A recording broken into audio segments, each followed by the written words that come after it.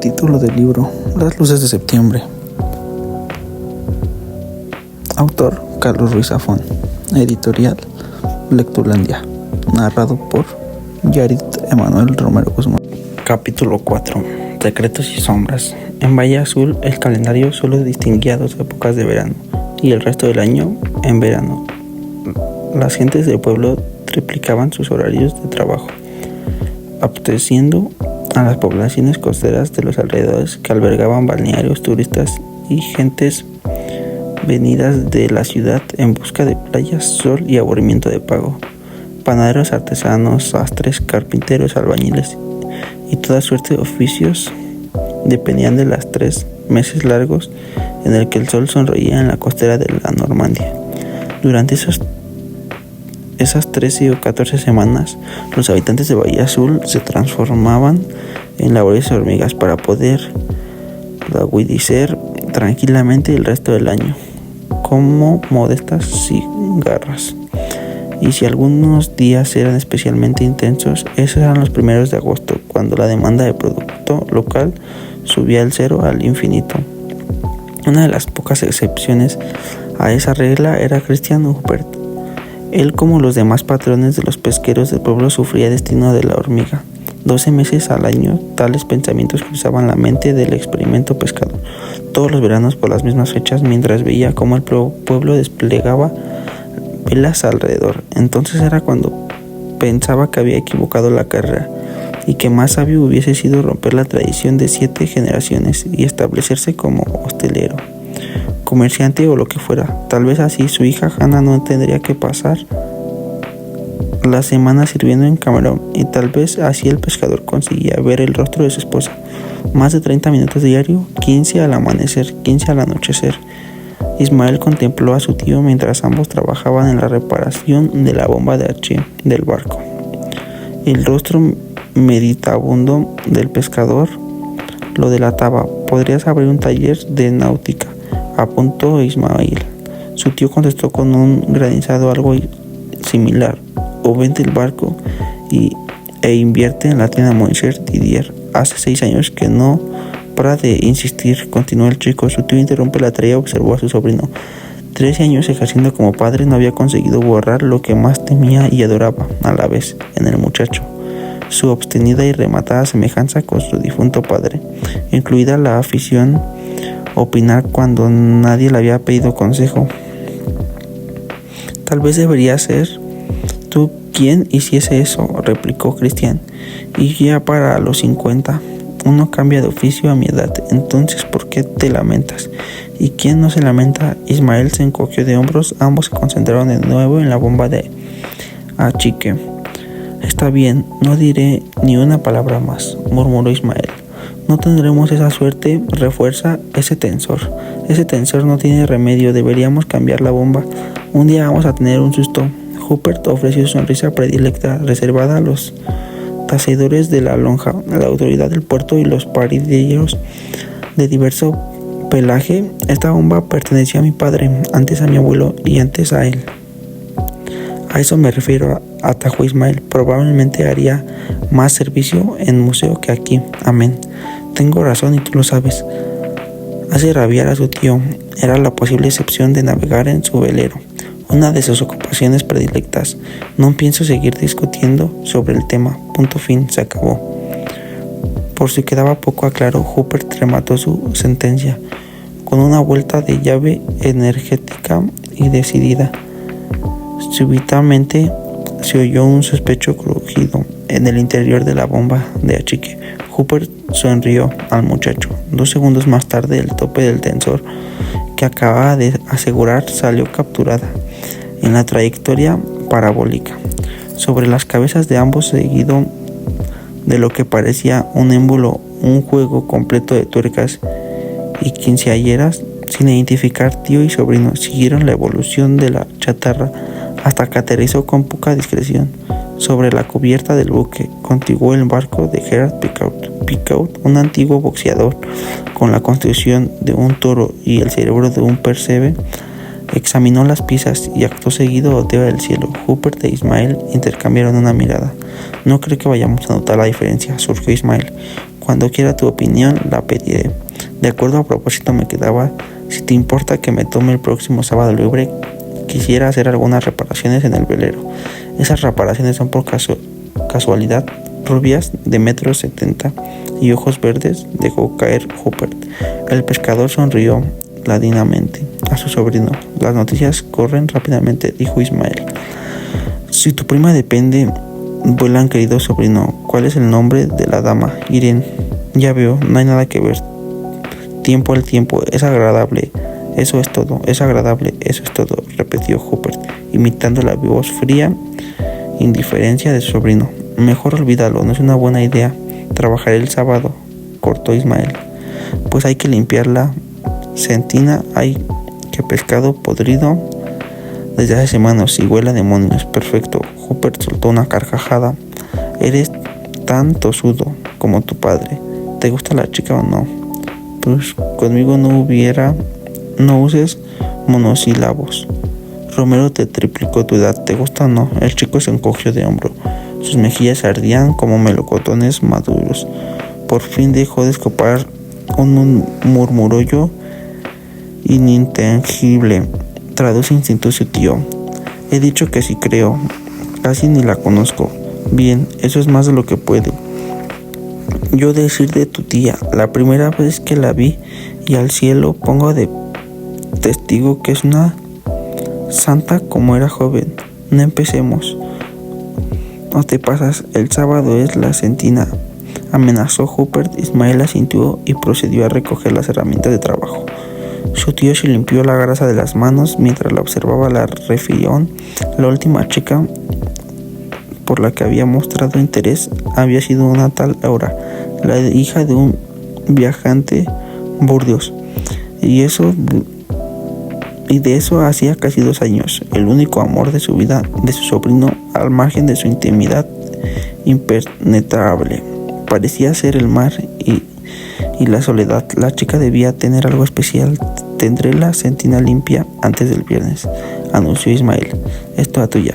Cuando tío y sobrino saltaron al muelle de vuelta a casa al anochecer, su vecino Pecaut seguía examinando las misteriosas piezas, tratando de determinar si ese verano lloverían tornillos o si el cielo trataba de enviarle alguna señal. Llegado agosto, los Suabel ya tenían la sensación de llevar viviendo en Bahía Azul por lo menos 1 año. Quienes no conocían ya estaban informados de sus andanzas gracias a las artes parlantes de Han y de su madre, Elizabeth Rupert, por un extraño fenómeno a medio camino entre la chafadería y la magia. De las noticias llegaban a la panadería donde trabajaba antes de que se produjesen. Ni la radio ni la prensa podrían competir con el establecimiento de Elizabeth Rupert. Croissant y noticias fracasan del amanecer crepúsculo de tal modo para que el viernes los únicos habitantes de Bahía Azul que no estaban al corriente del supuesto flechazo entre Ismael Rupert y la recién llegada Irene Suabel eran los peces y los propios interesados.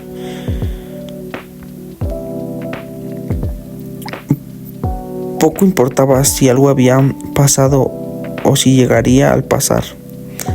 La breve travesía desde la playa del Inglés a la casa del Cabo, en el que el velero ya había pasado a formar de parte de los anales aquel verano de 1937.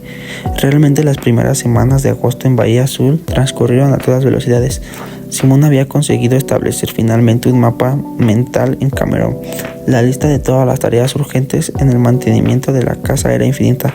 Con solo emprender el contacto con los proveedores del pueblo, aclarar las cuentas y la contabilidad y atender la correspondencia de Lázaros, bastaban para ocupar todo su tiempo, descontando los minutos que empleaban en respirar y dormir. Dorian armando una bicicleta que Lázaro estuvo bien regalarle como un obsequio de bienvenida. Se convirtió en su paloma mensajera y en cuestión de días el muchacho se conocía el camino de la playa del Inglés, piedra a piedra, bache a bache. De este modo todas las mañanas Simón iniciaba su jornada despachando la correspondencia que había de salir y repartiéndola meticulosamente. La recibía tal y como Lázaro le había explicado. Una pequeña nota, apenas una hoja de papel doblada, le permitía tener a mano una rápida recordatoria de todas las rarezas que la Uxores entrañaba. Todavía recordamos su tercer día, cuando estuvo a punto de abrir accidentalmente una de las cartas enviadas desde Berlín por el tal Daniel Hoffman. La memoria rescató el último segundo. Los envíos de Hoffman solían llegar cada 9 días, casi con precisión matemática. Los sobres de pergamino aparecían siempre lacrados con un escudo de forma de pronto Simón se acostumbró a separarlos. De resto, ignoró la particularidad del tema durante la primera semana de agosto. Sin embargo, sucedió algo que despertó de nuevo curiosidad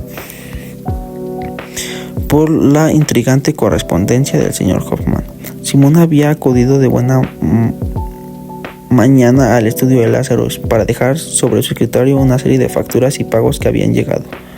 Preferiría hacer esto en las primeras horas del día, antes de que el fabricante de juguetes acudiese al estadio para evitar interrumpirlo e importunado. Más tarde, el difunto Armand tenía el hábito de empezar su jornada revisando pagos y facturas mientras pudo.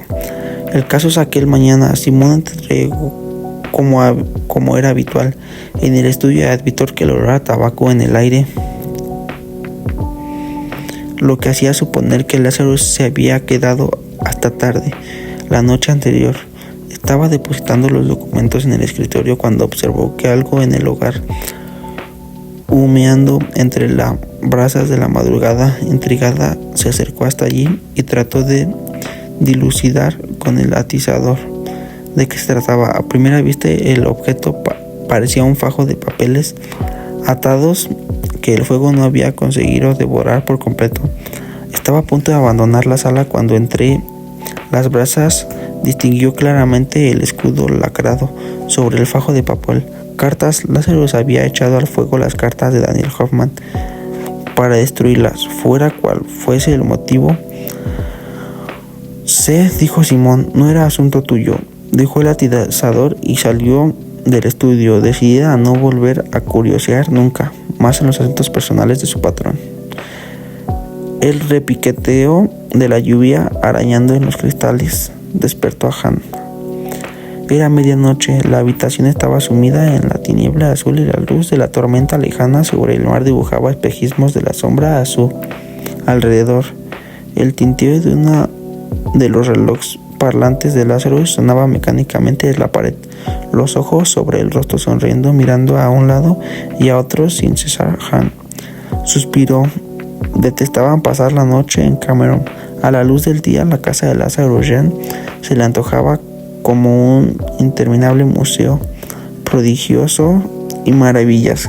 Caída la noche, sin embargo, los cientos de criaturas mecánicas, los rostros de las máscaras y los autómatas se transformaban en una fauna espectral que jamás dormía, siempre atenta y vigilante en las tinieblas de la casa, sin dejar de sonreír, sin dejar de mirar ninguna parte. Lázaro dormía en una habitación del ala oeste, contigua a la de su esposa. Al margen de ellos dos y de la propia Han, la casa estaba únicamente poblada por las decenas de creaciones de fabricantes de juguetes. En cada pasillo, en cada habitación, en el silencio de la madrugada, Hannah podía oír el eco de las entradas mecánicas de todos ellos. A veces, cuando el sueño rehuía, permanecía durante horas imaginando inmóviles, con los ojos de cristal brillando en la oscuridad. Apenas había cerrado los párpados de nuevo cuando oyó por primera vez aquel sonido. Un impacto regular amortiguado por la lluvia. Hannah se incorporó y cruzó la habitación hasta el umbral de claridad de la ventana.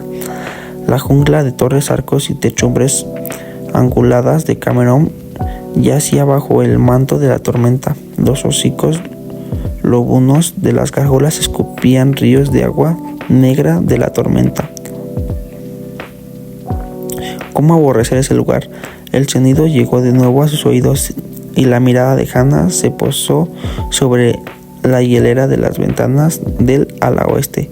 El viento parecía haber abierto una de las ventanas del segundo piso. Las cortinas ondeaban en la lluvia y los postigos golpeaban una y otra vez. La muchacha maldijo su suerte. La sola idea de salir al pasillo y cruzar la casa hasta ala oeste la helaba la sangre. Antes de que el miedo disuadiera, se enfundó una bata y unas zapatillas. No había luz, así que tomó uno de los candelabros y prendió la llama de las velas. Su parpadeo cobrizo trazó un halo fantasmal al alrededor. Hannah colocó su mano sobre el frío pomo de la puerta de la habitación y tragó saliva.